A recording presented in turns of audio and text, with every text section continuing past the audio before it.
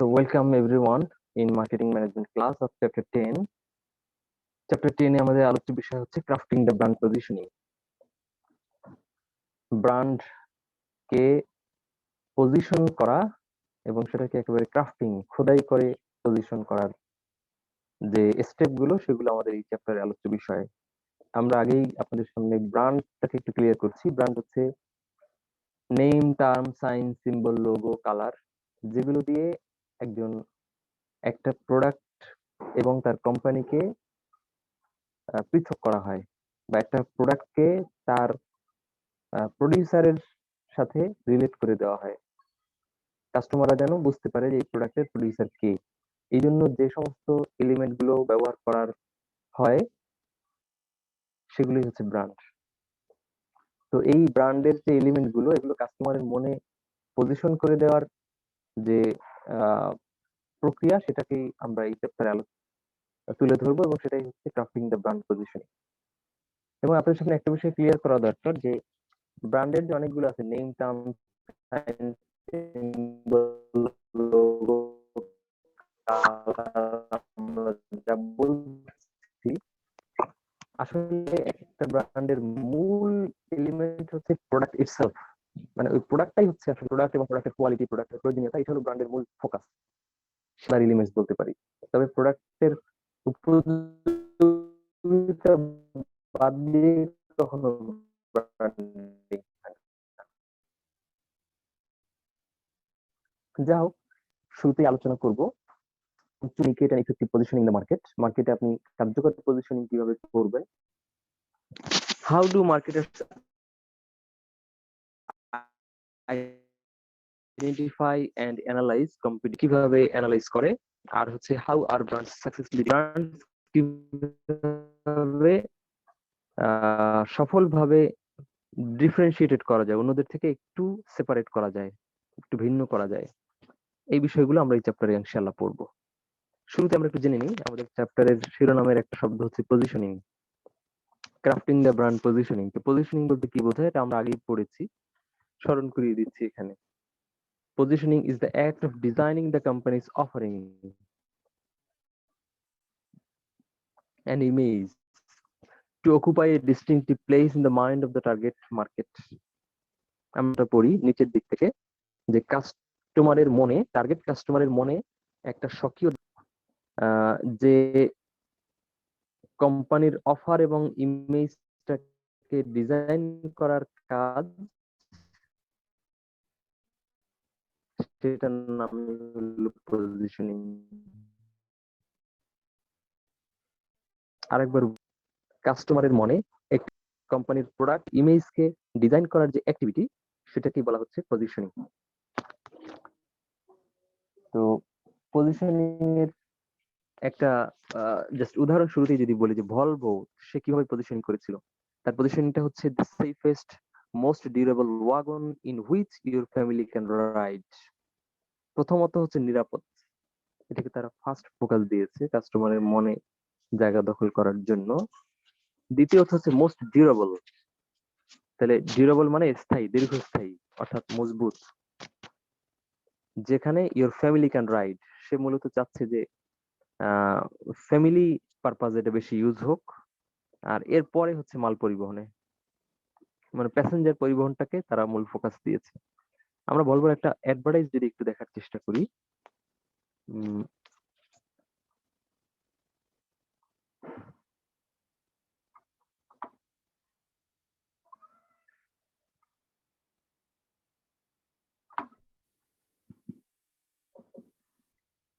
জি, আমরা ভলভোর পজিশনিং এর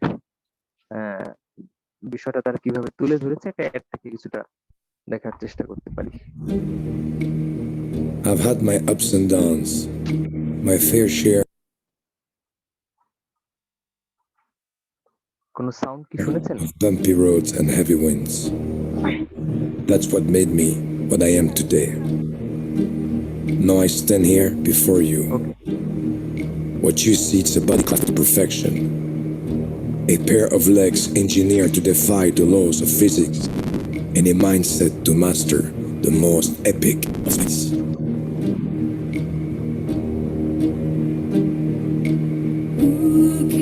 say where the road goes, where the day flows, only time.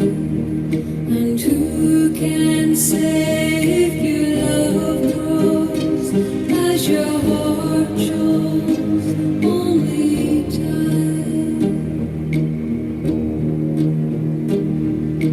We got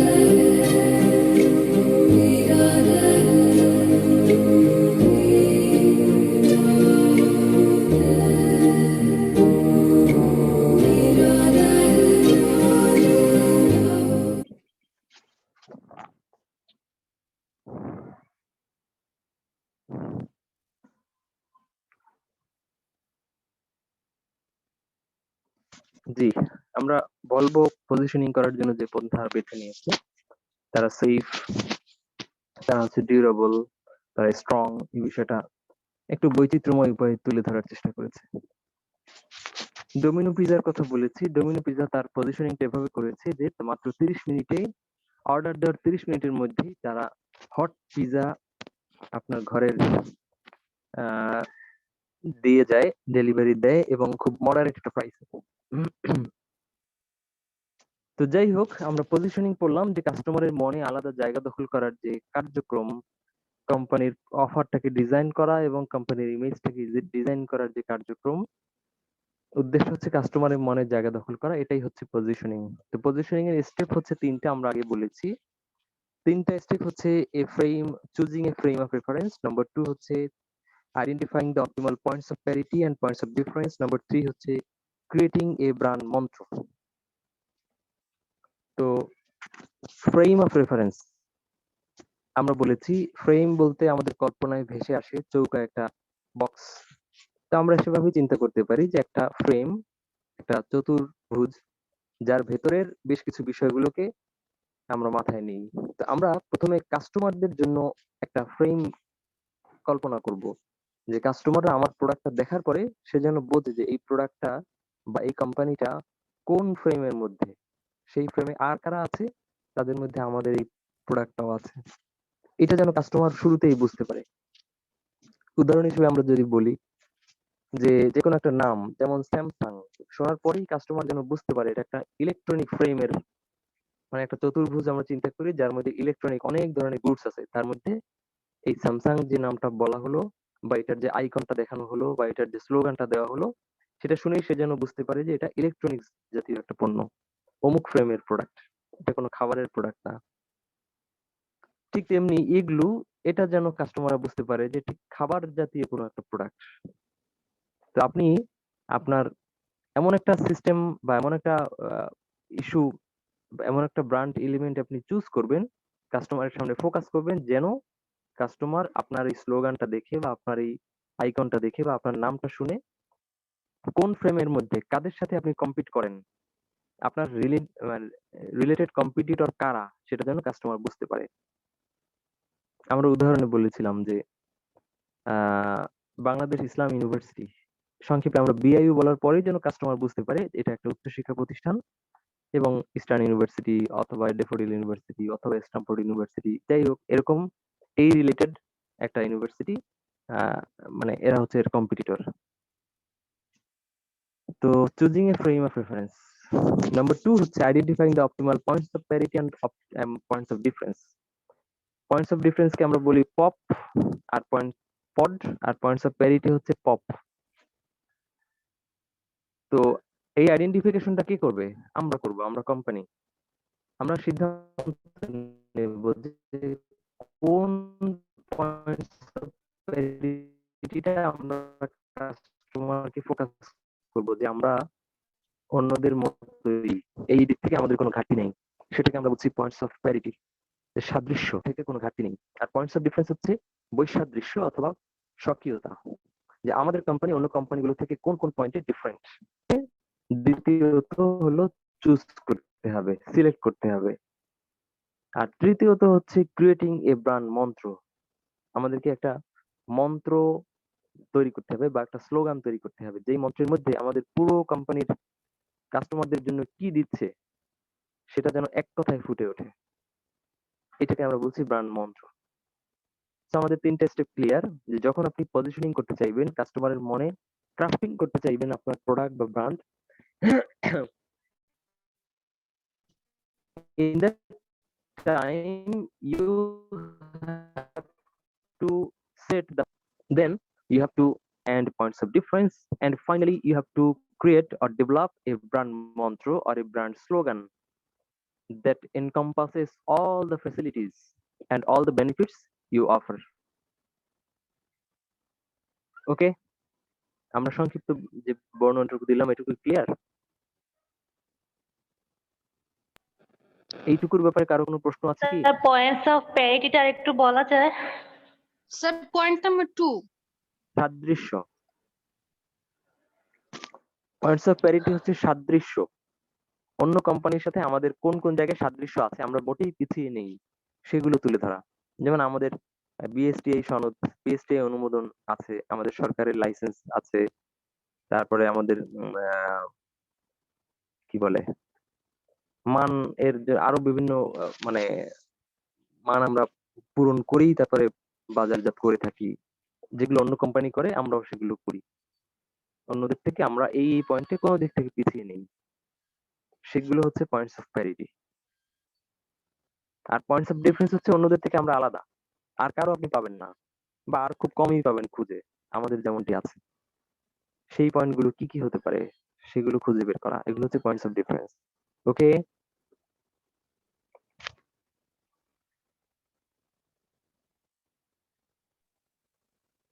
Ji, sir. G clear কিনা? Ji, sir. Let us go to the next. আমরা এখন discussion শুরু করব। তো তার আগে আমরা একটু গ্রাফিক্যাল প্রেজেন্টেশনে দেখে নিচ্ছি যে ফ্রেম অফ রেফারেন্স শুরুতে আমাকে চিন্তা করতে হবে, তারপরে points of parity and points of difference, এবং ফাইনালি ব্র্যান্ড মন্ত্র। ধারাবাহিকতা আমাদের যেন মনে থাকে। তো এবার আমরা choosing a competitive frame of reference. এখানে কম্পিটিটিভ শব্দটা যোগ হয়েছে, এটা দিয়ে আমাদেরকে বোঝাচ্ছে যে ওই ফ্রেমের মধ্যে আমাদের কোম্পানির সাথে আর কারা কম্পিটিটর আছে এটা যেন কাস্টমাররা খুব ইজিলি ধরতে পারে। এই জন্য প্রথমে আপনাকে করতে হবে কি আইডেন্টিফাই কম্পিটিটরস। Identify competitors. তো আপনার যারা কম্পিটিটর আছে, মনে করেন আপনি যদি গ্রিনল্যান্ড হয়ে থাকেন, তাহলে আপনার কম্পিটিটর আছে, হান্টার কম্পিটিটর আছে হলো আর কি আছে, শ্যামলী। আপনি যদি তুরাগ বাস আপনার প্রোডাক্ট হয়ে থাকে, তাহলে আপনার কম্পিটিটর আছে সালসাবিল, আপনার কম্পিটিটর আছে অনাবিল, আপনার কম্পিটিটর আছে রাইদা। কাস্টমার যেন মানে কাদের সাথে এই ব্র্যান্ডটা কম্পিট করে সেটা যেন এক কথায় ধরতে পারে, এবং আপনার নিজেরও এই ফ্রেমটা বোঝা দরকার যে আমি কার সাথে কম্পিট করি, কোন কোম্পানিগুলোর সাথে কাস্টমার নিয়ে আমার কাড়াকাড়ি হবে। দ্বিতীয় হচ্ছে অ্যানালাইজিং কম্পিটিটরস। কম্পিটিটরদেরকে এবার তাদের সুবিধা অসুবিধা বা তাদের শক্তি এবং দুর্বলতা গুলোকে আমাকে চিহ্নিত করতে হবে। যেহেতু এক মাঠে আমরা যুদ্ধ করব, বিজয় হওয়ার জন্য চেষ্টা করব, সো তার দুর্বলতা জানলে আমার পক্ষে ওই জায়গাটা ফিল আপ করে কাস্টমারের কাছে অফার করাটা সহজ হবে। যে দেখেন আমরা যেটা দিচ্ছি এটা আর কেউ দিতে পারছে না, মানে কোন মাঠটা ফাঁকা আছে সেটা আমাকে চিন্তা করতে হবে। সেটাই হচ্ছে অ্যানালাইজিং কম্পিটিটরস। ক্রিকেট খেলার সময় একজন ব্যাটসম্যান চিন্তা করে প্রতিপক্ষের উইক সাইড কোনখানে, তো সেই জায়গা থেকে আমি আমার রান তোলার চেষ্টা করব। তো কম্পিটিটরস অ্যানালাইসিসের ক্ষেত্রে আমরা একটা টুল ইউজ করার জন্য সাজেস্ট করি, সেটা হচ্ছে SWOT, strength, weakness, opportunity, threat. এই টুলটা আপনারা বিভিন্ন ইসে পাচ্ছেন, বিভিন্ন ম্যানেজমেন্ট বা ফাইন্যান্সের বিভিন্ন কোর্সে আপনারা এটা পাবেন। ওকে, তো এই হচ্ছে আমাদের choosing a competitive frame of আলোচনা। এক্ষেত্রে কনভে মানে কি? কনভে মানে কি? কনভে মানে পৌঁছে দেয়া।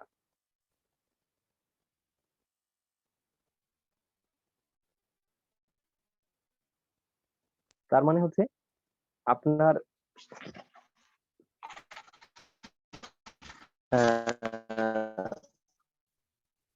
কাস্টমারদের কাছে আপনি কনভে করবেন যে ক্যাটাগরি বেনিফিটস, আপনি মানে সরি, আপনি যে কোন ক্যাটাগরির মেম্বার, অর্থাৎ কোন জাতীয় কোম্পানির সাথে মানে ফ্রেমের মধ্যে আপনিও একজন, কোন জাতীয় প্রোডাক্টের মধ্যে আপনার এই প্রোডাক্ট। আপনি যদি আইসক্রিম বলেন তাহলে এগুলো বলেন, তাহলে এটা যে আইসক্রিম জাতীয় ক্যাটাগরি ফুডের একটা মেম্বার, সেটা যেন কাস্টমার ক্লিয়ার হয়। আপনি যদি স্যামসাং বলেন এটা যেন ইলেকট্রনিক্স রিলেটেড কোন একটা ক্যাটাগরির সে একজন মেম্বার, এটা যেন কাস্টমার বুঝতে পারে। সেটা আপনার যে কোনো মূল্যে যে কোনো স্লোগান দিয়ে বা বিজ্ঞাপন দিয়ে প্রচার করতে হবে, সেটাকে আমরা বলছি কনভেইং ক্যাটাগরি মেম্বারশিপ। শুনতে পাচ্ছেন তো?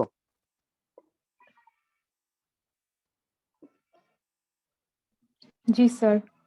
হ্যালো, আমাকে কি শোনা যায়? জি স্যার, জি ওকে, স্যার।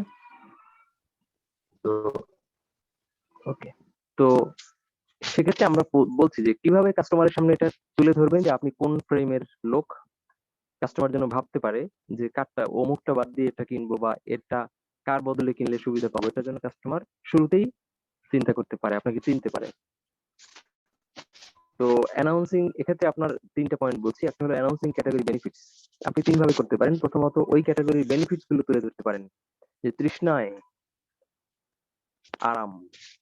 তাহলে আপনার বোঝা গেল যে আপনি হচ্ছেন যে তৃষ্ণা মেটায় যে সমস্ত প্রোডাক্ট, আপনি তাদের একজন। অথবা আপনি বললেন নিরাপদ ভ্রমণের প্রতিচ্ছবি, তার মানে নিরাপদে ভ্রমণ এর ফ্যাসিলিটি যারা দেয় আপনি তাদের একজন। অথবা আপনি বললেন যে আপনার সন্তানের সুশিক্ষায় আমরা, তো বোঝা গেল যে আপনি আসলে বাচ্চা কাচ্চাদের এডুকেশন নিয়ে কাজ করছেন। এভাবেই কাস্টমাররা আপনার মেম্বারশিপটা হচ্ছে কম্পেয়ারিং এক্সাম্পলার্স। এক্সাম্পল মানে কি? উদাহরণ। কোন একটা উদাহরণকে সামনে রেখে যদি আপনি বলেন, কোন একটা উদাহরণের সাথে যদি তুলনা করেন, তখন কাস্টমারের আপনার ক্যাটাগরিটা বুঝতে সহজ হবে, উদাহরণটা বোঝা সহজ হবে।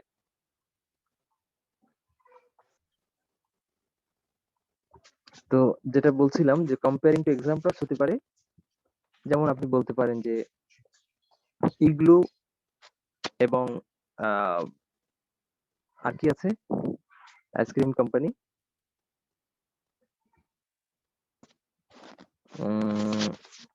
মনে করেন জা এন্ড জি। তো এই পরিবারের নতুন এই অভিজাত পরিবারে পোলার, এগুলো পোলার, জে এন্ড জি, এই জাতীয় এই পরিবারের সাথে বা এই সে নতুন অংশগ্রহণ করলো, নতুন একজন সদস্য হিসেবে আসলো অমুক। তাহলে আপনি আসলে ওই যে এগুলোর সাথে নিজেকে তুলনা করে দিলেন, কাস্টমারদেরকে পোলারের সাথে নিজেকে তুলনা করলেন, যে ওরা যেমন অভিজাত পরিবার, দীর্ঘদিন বাংলাদেশে মানুষের তৃষ্ণা মিটিয়ে আসছে, তো সেই ধরনের একটা অভিজাত পরিবারের নতুন আরেকজন সদস্য হিসেবে আমরা আগমন করছি আগামী 26শে মার্চ থেকে, শুভ উদ্বোধন। বুঝা গেল? এভাবে আপনি কাস্টমারকে বুঝিয়ে দিতে পারেন যে আপনার কোন জাতের। ক্লিয়ার বিষয়টা?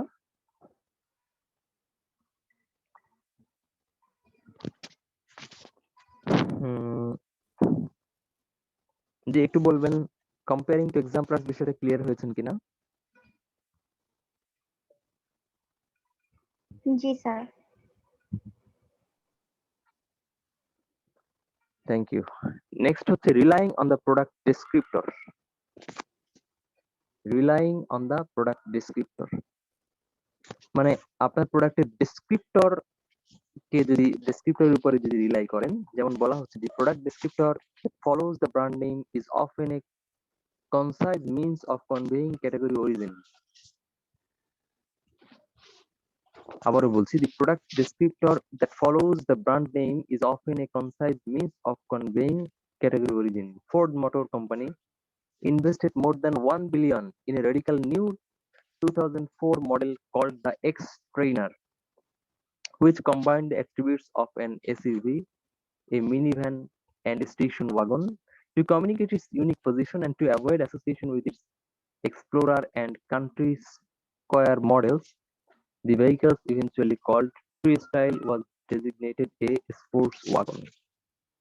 তো আপনার যারা ডেসক্রিপ্টর আছে, যে প্রোডাক্ট আপনার কোম্পানিকে রিপ্রেজেন্ট করে, আপনার কোম্পানির তো অনেকগুলো আইটেম থাকতে পারে, এর মধ্যে স্পেশালি যে আইটেমটা আপনার কোম্পানিকে ডেসক্রিপ্ট করে বা এক্সপ্লেইন করে সেই প্রোডাক্টের সাথে সমন্বয় করে যদি আপনি আপনার মানে প্রোডাক্টের নতুন প্রোডাক্টের অফারটা মার্কেটে দিতে পারেন, তাহলে এটাকে আমরা বলবো relying on the product descriptor. যেমন ধরেন এসএমসি কোম্পানি, তাদের মূল প্রোডাক্টটা কি? তাদের মূল প্রোডাক্টটা হচ্ছে পোর্টসালাইন। এখন এসএমসি কোম্পানি যদি নতুন একটা প্রোডাক্ট ছাড়লো, মনে করেন যে গ্যাস্ট্রিকের ট্যাবলেট, বাংলাদেশে তো এখন সবচেয়ে বেশি আহ ই হয়, সবচেয়ে বেশি চলে যে ওষুধটা সেটা হলো গ্যাস্ট্রিকের ট্যাবলেট। তো ওইখানে তারা চাচ্ছে যে একটা নতুন ওষুধ বের করে ওখান থেকে কিছু লাভ নিবে। এখন মানুষের সামনে ওই গ্যাস্ট্রিকের ট্যাবলেটটা কিভাবে পরিচয় করিয়ে দিবে? তারা বলতে পারে যে যুগ যুগ ধরে বাংলাদেশের মানুষের বিপদের মুহূর্তে পাশে দাঁড়িয়েছে, ঠিক তেমনি এবার আপনাদের গ্যাস্ট্রিকের সমস্যার সমাধানে নতুন যুক্ত হলো অমুক এসএমসি প্রাজল।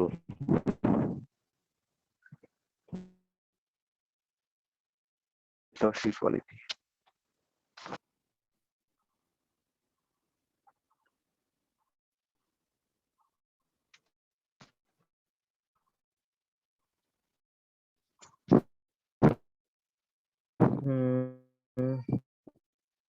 সোহানা, সোহানা কি? তাবাসসুম। जी सर। আচ্ছা, তাহলে কনভেইং ক্যাটাগরি মেম্বারশিপ অংশটুকু ক্লিয়ার আশা করি। তা আমরা পরের পয়েন্টে চলে যাচ্ছি, identifying potential points of difference and points of parity. Points of ডিফারেন্সকে আমরা সংক্ষেপে বলেছি পপস, আর পয়েন্টস অফ প্যারিটি হচ্ছে, সরি, পয়েন্টস অফ ডিফারেন্স হচ্ছে পড, আর পয়েন্টস অফ প্যারিটি হচ্ছে পপ। আমরা এগুলো এখন আলোচনা করব। প্রথমে আমরা আলোচনায় আসছি পয়েন্টস অফ ডিফারেন্স, মানে আপনার কোম্পানির স্বাতন্ত্র কোথায়, পার্থক্যটা কোথায়, আপনার প্রোডাক্টের পার্থক্যটা কোথায় অন্যদের সাথে, সেগুলো আপনার খুঁজে বের করতে হবে, তারপরে সেগুলো কাস্টমারের কাছে বলতে হবে। তো এখানে আপনাকে একটা বলে দিচ্ছি যে 3টে ক্রাইটেরিয়া মেনটেন করতে হবে। কিন্তু আপনার পার্থক্য মনে আসলো আর আপনি বলে দিলেন, 10টা তালিকা দিয়ে দিলেন যে এই দিক থেকে আমরা আলাদা স্বতন্ত্র, হবে না।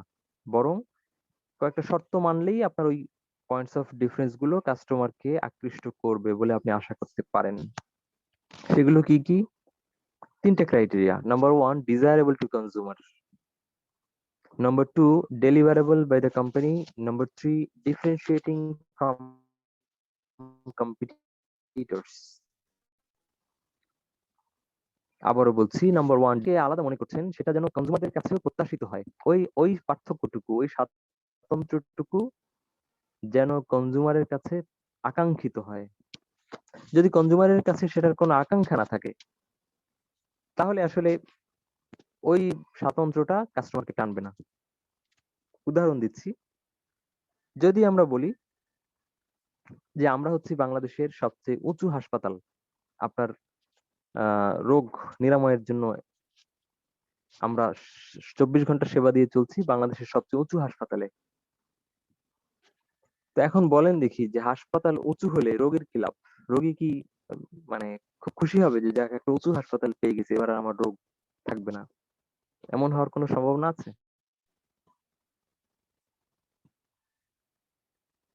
No sir. জি, আপনারা কি শুনতে পেয়েছেন? নাই। জি তো স্যার। এটা কনজিউমারদের জন্য ডিজায়ারেবল না। এটা সত্য কথা যে আপনি আসলেই বাংলাদেশের সবচেয়ে উঁচু হাসপাতাল, এটা সত্য। কিন্তু সেই উচ্চতা আসলে আপনার জন্য, আপনার কাস্টমারের জন্য খুব বেশি আকাঙ্ক্ষিত কোনো বিষয় না। আপনি বললেন বাংলাদেশ ইসলামী বিশ্ববিদ্যালয়ে এমন একটি ক্যাম্পাস যেখানে সন্ধ্যার পরে হাঁটলে জোনাকির আলো দেখা যায়। তো প্রশ্ন হচ্ছে যে এই ডিফারেন্সিয়েশন, এটা সত্য কথা যে অন্য অনেক ইউনিভার্সিটিতে হয়তো জোনাকি সন্ধ্যায় দেখা যাবে না, যেটা বাংলাদেশ ইসলামী ইউনিভার্সিটিতে দেখা যায়। তো বাংলাদেশ ইসলামী বিশ্ববিদ্যালয়ে মানুষ তাহলে ভর্তি হবে দলে দলে জোনাকির আলো দেখার জন্য? তাদের প্রত্যেকের মানে তাদের এখানে ভর্তি হয় কি জোনাকির মানে প্রাকৃতিক দৃশ্য দেখার জন্য নাকি পড়ালেখার জন্য? তার মানে হচ্ছে যে পার্থক্যটা হতে হবে যেটা কাস্টমারের যেটা নিড সেটা সম্পর্কে। নম্বর 1, হ্যাঁ, সেই নিড রিলেটেড যদি কোথাকে আপনি ফোকাস করেন। নম্বর 2 হচ্ছে ডেলিভারেবল বাই দ্য কোম্পানি। আপনার এই পার্থক্যটা আসলে আপনি দিতে পারেন কিনা। যেমন আপনি বললেন মতিঝিল থেকে মাত্র 2 কিলোমিটার দূরে গ্রিন মডেল টাউনে ফ্ল্যাট বিক্রি হচ্ছে, অথবা মতিঝিল থেকে মাত্র 10 মিনিটের দূরত্ব। তো আসলে এটা কথা সত্য, 10 মিনিটের দূরত্ব হরতালের দিন, বিএনপির সমাবেশের দিন এটা হতে পারে, কিন্তু স্বাভাবিকভাবে কি আসলে মতিঝিল থেকে 10 মিনিট আসা সম্ভব মান্ডা গ্রিন মডেল টাউনে? সম্ভব নো না। স্যার। আর সম্ভব হচ্ছে প্লেনে করে আসা যায় বা ড্রোনে করে যদি আসা যায়। তো আপনি যে সত্য কথাটা বললেন যে আপনি আসলে 10 মিনিটের দূরত্ব বা 2 কিলোমিটার দূরে বা 3 কিলোমিটার দূরে, এই কথাটার মানে সত্যতা আপনি আসলে ডেলিভারি দিতে সক্ষম না। তো যেটা সক্ষম না সে কথা বললে খামোখা বিজ্ঞাপনের পয়সা যাবে। কাস্টমাররা এত বোকা না যে আপনার এই কথা শুনেই দলে দলে এসে জমি কিনবে। So whenever or whatever you are uh, capable to offer to the customers, only you focus that point as a points of difference. Otherwise, discard it. Finally, differentiating from competitors. আপনার পয়েন্টস অফ ডিফারেন্স এমন হবে যেটা আসলেই অন্যদের থেকে আলাদা। আপনি বললেন যে আমাদের ইউনিভার্সিটি এসি ক্লাসরুম। ভালো কথা, আপনি এসি ক্লাসরুম সত্য কথা বলেছেন। কিন্তু এসি ক্লাসরুম নাই কোন ইউনিভার্সিটিতে আমাকে একটু দেখান তো। শীতাতপ নিয়ন্ত্রিত ক্লাসরুমে দেওয়া হয়। আপনারা যে বিজ্ঞাপন তৈরি করেছিলেন মনে আছে? শীতাতপ নিয়ন্ত্রিত উন্নত লাইব্রেরি। লাইব্রেরি নাই কোন ইউনিভার্সিটিতে, আর শীতাতপ নিয়ন্ত্রিত কক্ষ কোন ইউনিভার্সিটি দেয় না। So, আপনি যখন পয়েন্টস অফ ডিফারেন্স বলবেন তখন আপনাকে বলতে হবে যেটা আসলেই অন্যদের থেকে ভিন্ন, যেটা অন্যদের আসলে নেই বললেই চলে। যেমন আপনারা ছেলে এবং মেয়েদের পৃথক সেকশন ব্যবহার করেন, এখানে ইসলামিক একটা এনভায়রনমেন্ট ক্রিয়েট করা হয়, এখানে পড়ালেখার মানের কোনো একটা বিষয়ে হয়তো আপনি ফোকাস করছেন, এগুলো হতে পারে। ওকে, সো যেটা আসলেই ডিফারেন্সিয়েটিং সেটাই কেবল ফোকাস করবেন। এবারে আমরা আসি পয়েন্টস অফ প্যারিটি। তাহলে পয়েন্টস অফ ডিফারেন্স কিভাবে দিতে হবে আমরা জেনে গেলাম। এখন আমরা আলোচনা করব points of parity. Points of parity মানে হচ্ছে সাদৃশ্য, যে অন্য কোম্পানি থেকে আমরা কোনো দিক থেকে পিছিয়ে নেই।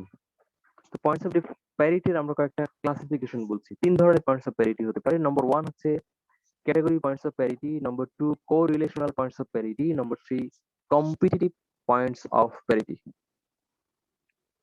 তো ক্যাটাগরি পয়েন্টস অফ প্যারিটি হচ্ছে ওই ক্যাটাগরির মেম্বার হওয়ার জন্য যা যা শর্ত সেগুলো অন্যরা যেমন পূরণ করছে আমিও পূরণ করছি, আমার কোনো ল্যাক নেই। যেমন বাজারে আমার ফুড আইটেম দিতে হলে প্রথমত বিএসটিআই সনদ থাকতে হবে, সরকারের অনুমোদিত কোম্পানি হতে হবে। তো আমাদের অন্যদের যেমন আছে আমরাও বিএসটিআই অনুমোদিত, আমরাও সরকারের লাইসেন্স প্রাপ্ত। আবার একটা ইউনিভার্সিটি হতে হলে ইউজিসি অনুমোদিত হতে হবে, সরকারের অনুমোদিত হতে হবে, তারপরে পার্মানেন্ট জায়গা থাকতে হবে। ফাইন, আপনি বললেন যে আমাদেরও পার্মানেন্ট জায়গা আছে, আমাদেরও ইউজিসি অনুমোদিত, আমরা সরকার অনুমোদিত, যে এই জায়গাগুলোতে আমাদের কোনো ল্যাক নাই। এই জাতীয় পয়েন্টস গুলোকে আমরা বলছি ক্যাটাগরি পয়েন্টস অফ প্যারিটি। তো এরপর হচ্ছে কোরিলেশনাল পয়েন্টস অফ প্যারিটি। তো কোরিলেশনাল পয়েন্টস অফ প্যারিটি হচ্ছে যে আপনি যখন একটা ডিফারেন্স বললেন, সেই ডিফারেন্সটা শুনলে কাস্টমারদের মনে আপনার সম্পর্কে একটা নেগেটিভ কিছু যদি তৈরি হয়ে যায়। যেমন আপনি যদি বলেন যে আমরা হচ্ছি বাংলাদেশের সবচেয়ে সেফেস্ট, সবচেয়ে নিরাপদ পরিবহন, কাস্টমারের মাথায় ঠাস করে একটা জিনিস ঢুকে যাবে যে আপনি সম্ভবত সবচেয়ে স্লো। কারণ নিরাপদ পরিবহন অবশ্যই স্লো হতে হবে, সে তো মানে বেপরোয়াভাবে চালাতে পারবে না। কোনো কোনো বাসের সম্পর্কে সবাই জানে যে ওরা খুব দ্রুত চালায়, একটু রিস্ক নিয়ে চালায়।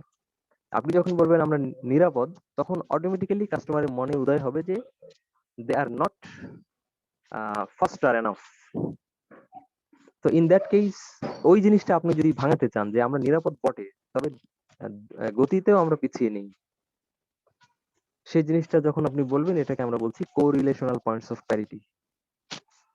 আর একটা উদাহরণ দিচ্ছি, যেমন green line green line water bus launch, যেটা চলেছেন কেউ? গ্রিন লাইন লঞ্চে কেউ কারো চড়ার অভিজ্ঞতা আছে, যেটা দিনের বেলা চলে ঢাকা টু বরিশাল এবং ঢাকা টু ভোলা? কারো অভিজ্ঞতা নাই? প্রভা কোন লঞ্চে চড়ে যান? প্রভা যে মাঝে মাঝে লঞ্চে চড়ে শ্বশুর বাড়ি না বাপের বাড়ি যেন যান। তো গ্রিন লাইন লঞ্চ তারা বলে যে আমরা হলাম স্যার আমার আমরা খুব শ্বশুর দ্রুত তো সময়ে ঢাকা থাকে থেকে বরিশাল চলে যাই। বরিশালে, ওইখানে গ্রিন লঞ্চে মানে গ্রিন লাইন লঞ্চে যাওয়া আচ্ছা, তো তা আপনি এখনো যান নাই তাই না? মানে ওই গ্রিন লাইন লঞ্চে মানে যাই নাই কখনো, এমনিতে পারোতেই সবসময় যাওয়া হয়েছে। আচ্ছা,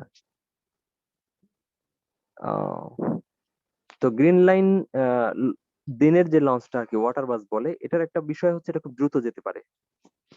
তো দ্রুত বললেই কিন্তু আপনার মাথায় ঢুকে যাবে যে সম্ভবত এরা একটু অনিরাপদ, যেহেতু দ্রুত যায়। তখন গ্রিন লাইন আবার বললো যে না, আসলে আমাদের যে টেকনোলজি আমরা ইউজ করি সেখানে আমাদের নিরাপত্তায় কোথাও ঘাটতি নেই। আমাদের দ্রুততার কারণ হচ্ছে আমাদের মাঝখান থেকে লঞ্চের তলদেশ থেকে পানি পাস হতে পারে খুব দ্রুত। কারণ এই লঞ্চটার সিস্টেম হচ্ছে এটা দুই পাশে নৌকার মতো, মনে হয় যেন দুটো চাকা। ভ্যান ঠেলা গাড়ির যেমন দুটো চাকা থাকে, এরকম এই লঞ্চের তলদেশে দুপাশে দুটো নৌকার মতো থাকে, আর মাঝখানটা ফাঁকা থাকে। তো ওই নৌকা দুটোর উপর ভর দিয়ে সে চলে, আর মাঝখানে ফাঁকা দিয়ে সে পানিটা পাস করে। তো পাস করার কারণে সেটা খুব দ্রুত যায়। কিন্তু এর টেকনোলজিগত দিক থেকে এর নিরাপত্তায় কোথাও কোনো সমস্যা নেই। তো সে যখন বলবে দ্রুত, তখন এই নিরাপত্তা নিয়ে কাস্টমারের মনে যে একটা শঙ্কা তৈরি হবে, সেটাকে দূর করার জন্য যখন সে বলবে যে না, অন্যরা যেমন নিরাপদ আমরাও ঠিক সমপরিমাণ নিরাপদ, এটাকে আমরা বলছি correlational points of parity. Are you clear?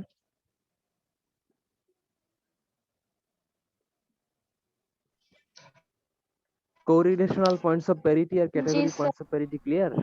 জি স্যার। জি স্যার। ওকে, লাস্ট ওয়ান হচ্ছে competitive points of parity.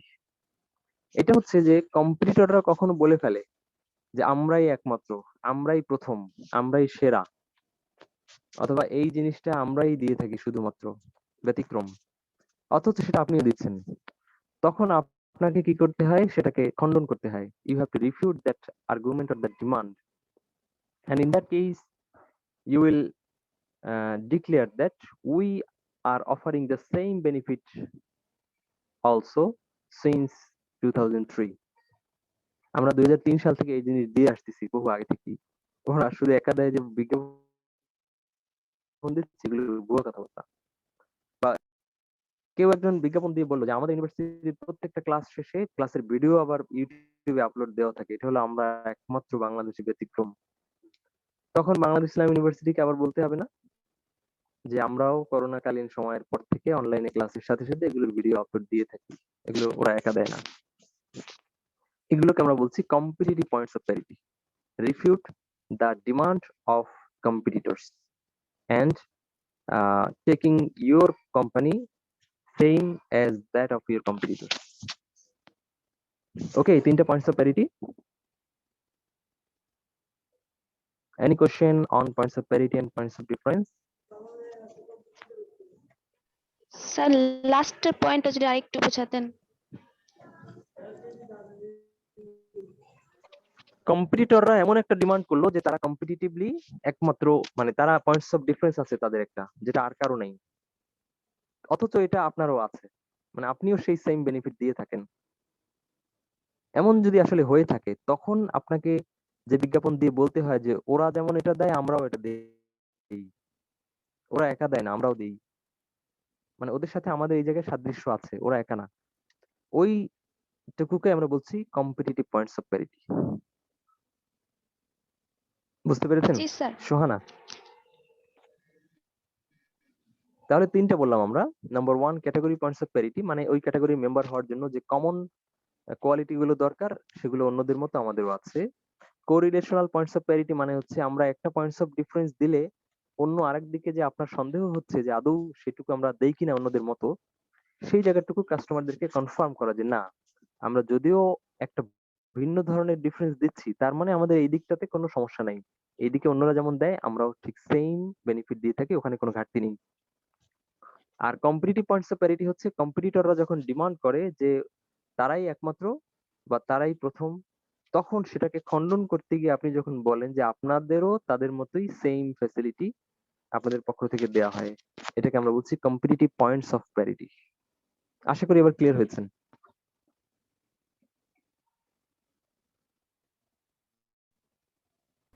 G sir. বাকি প্যারিটি। তো এর মধ্যে আরো দুটো পয়েন্ট পাবেন, একটা হলো মাল্টিপল ফ্রেম অফ রেফারেন্স আর একটা হলো straddle positioning. Multiple frame of reference হচ্ছে আপনার যদি ক্ষমতা থাকে, মানে কোম্পানির তো একটা শক্তিমত্তার বিষয় আছে, আপনি একাধিক সাইট কভার করেন। যেমন আপনাদের সাবান একসাথে আহ গোসলের জন্য এবং একসাথে কাপড় কাচার জন্য সব দিক থেকেই সেরা, বাংলাদেশে 1 নম্বর। কাপড় কাচায়ও একেবারে পরিষ্কার করে ফেলে, আর গোসলেও আপনার ত্বককে রাখে সজীব এবং কোমল। এই দুটো দিক আপনি কভার করতে পারেন। এই ধরনের মাল্টিপল ফ্রেম অফ রেফারেন্স কোনো কোনো কোম্পানি অনেক সময় অফার করতে পারে, বাট এটা খুব রিস্কি। কিন্তু আপনার যদি সাহস মানে সত্যি সক্ষমতা থাকে, তাহলে আপনি সেই মাল্টিপল ফ্রেম অফ রেফারেন্স চিন্তা করতেও পারেন। যেমন আপনি যদি বলেন যে আমরা একদিকে হচ্ছে বাংলাদেশের সবচেয়ে কম খরচে পড়াই, আর আমরা আরেকদিকে হচ্ছে বাংলাদেশের টপ কোয়ালিটি ভার্সিটিগুলোর মধ্যে আমরা একটা। এই দুটোকেই যদি আপনি ফোকাস করতে চান, আপনার কিন্তু সেরকম শক্তি লাগবে, কোমরে জোর লাগবে। নির্ভর করে আপনার সক্ষমতা কতটুকু। দ্বিতীয়ত আরেকটা বিষয়, সেটা হলো স্ট্রাডল পজিশনিং। স্ট্রাডল মানে হচ্ছে দুই নৌকায় পা দেওয়া। তো আচ্ছা, আমি বোধহয় প্রথম ব্যাখ্যাটা করে ফেলেছি। মানে স্ট্রাডল পজিশনিং এর ব্যাখ্যাটা আমরা বলে ফেলেছি। দুই নৌকায় পা দেওয়া বলতে দুই ধরনের পজিশনিং, আমরা কম খরচেও সবার থেকে সেরা, আবার কোয়ালিটিতেও সবার থেকে সেরা। এই জাতীয় পজিশনিং কে আমরা বলছি স্ট্রাডল পজিশনিং। আর মাল্টিপল ফ্রেম অফ রেফারেন্সটা হচ্ছে আমি দেখে দিচ্ছি।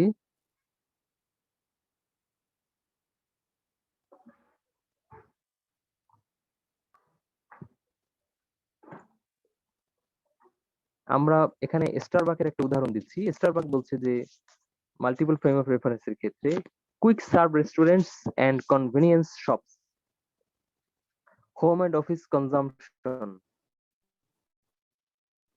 লোকাল ক্যাফে, মানে তারা একদিকে অনেক দিক করছে। যেমন আপনার কুইক সার্ভ রেস্টুরেন্ট, যে রেস্টুরেন্টে গেলে আপনি বসার সাথে সাথেই আপনাকে সার্ভ করবে, এরকম ফ্যাসিলিটি তারা দেয়। তারা ওই জাতীয় রেস্টুরেন্টের মধ্যে একজন। আবার তারা বলছে হোম এন্ড অফিস কনজাম্পশন, ঘরে কিংবা অফিসে আপনি হোম ডেলিভারির জন্য আমাদেরকে বলবেন, তাও আমরা দেব। আবার তারা বলছে লোকাল ক্যাফে। লোকাল ক্যাফে মানে হচ্ছে যে নর্মাল যে ক্যাফে আর কি, সেই ক্যাফে গুলোতেও তারা সার্ভ করছে। তার মানে তারা সকল ধরনের, যে আপনি যদি চিন্তা করেন খুব হাই কোয়ালিটি কোনো সার্ভিস, ঠিক আছে, যদি আপনি মনে করেন যে ঘরে কিংবা অফিসে আপনার কাছে দিয়ে যাবে সেই জাতীয় কোম্পানিগুলোর মধ্যে একজন, তাহলে এটাও কনফার্ম সেই ক্যাটাগরির মধ্যেও তার কোম্পানিটা আছে। আবার লোকাল ক্যাফে, যে হাঁটতে চলতে আমরা এক জায়গায় ঢুকে একটু কফি খেলাম, তো সেখানেও তারা বলছে যে আমরা ওই জাতীয় যে এগুলো আছে, আউটলেট গুলো আছে, আমরা তাদের মধ্যেও একজন। এই যে মাল্টিপল ফ্রেম অফ রেফারেন্স, এটা কোনো কোনো কোম্পানি অফার করে থাকে। মোটামুটি কি ক্লিয়ার হয়েছে এটা? জি মাল্টিপল ফ্রেম অফ মানে রেফারেন্স আর একটা স্ট্রাডল পজিশনিং।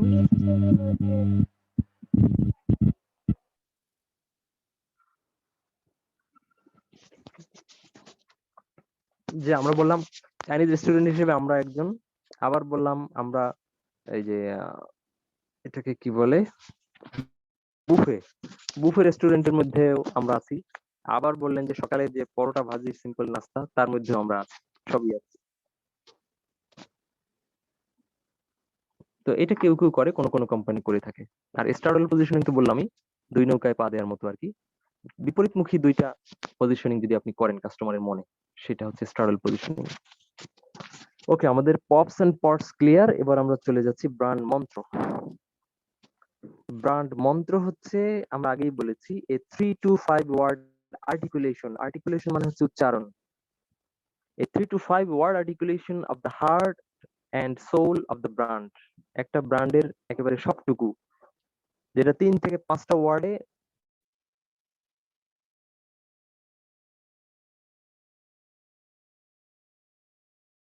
কমপ্লিট করতে হবে। Sense and core brand essence, অর্থাৎ ব্র্যান্ডের মূল বিষয়টা, অথবা কোর ব্র্যান্ড প্রমিস, একটা ব্র্যান্ডের যে মূল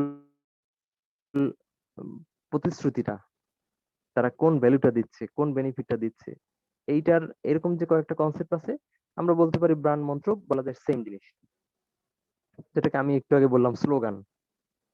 তো সব মিলিয়ে 3 থেকে 5টা ওয়ার্ডের এমন একটা উচ্চারণ যেটা আপনার ব্র্যান্ডের বেনিফিট বা অফারিংসটা কমপ্লিটলি তুলে ধরে। আমরা যদি উদাহরণ দেই ব্র্যান্ড মন্ত্রের, সেক্ষেত্রে স্কয়ার স্কয়ারের একটা ব্র্যান্ড মন্ত্র হচ্ছে জীবন বাঁচাতে, জীবন সাজাতে। তো এই মাত্র কয়টা শব্দ? 4টা শব্দ, কিন্তু তার অনেক কিছু এখান থেকে প্রকাশ করছে যে আপনি যখন মরে যাবেন, মরার সুযোগ নেই, আপনি স্কয়ার আপনার জন্য রেডি আছে। আপনাকে স্কয়ার ফার্মাসিউটিক্যাল থেকে ওষুধ দেওয়া হবে। ওষুধে যদি কাজ না হয়, তাহলে স্কয়ার হাসপাতালে আপনাকে ভর্তি করানো হবে। এরপর যদি সুস্থ হয়ে যান, তাহলে বাড়ি আসার পরে আপনার তো এবার সাজগোজ করতে হবে স্কয়ার টয়লেট্রিজ। সে আপনার জন্য এবার ক্রিম, স্নো পাউডার ইত্যাদি যা আছে সব নিয়ে হাজির। তো আপনি বাঁচতে চাইলেও স্কয়ার, সাজতে চাইলেও স্কয়ার। দারুণ না? ব্র্যান্ড মন্ত্র। এরপরে দেখেন গ্রামীণ ফোনের ব্র্যান্ড মন্ত্র কি? দূরত্ব যতই হোক, কাছে থাকুন। মানে আপনি আত্মীয় স্বজন থেকে যতই দূরে থাকুন না কেন, তাদের সিম ব্যবহার করবেন, আপনি কাছে থাকবেন।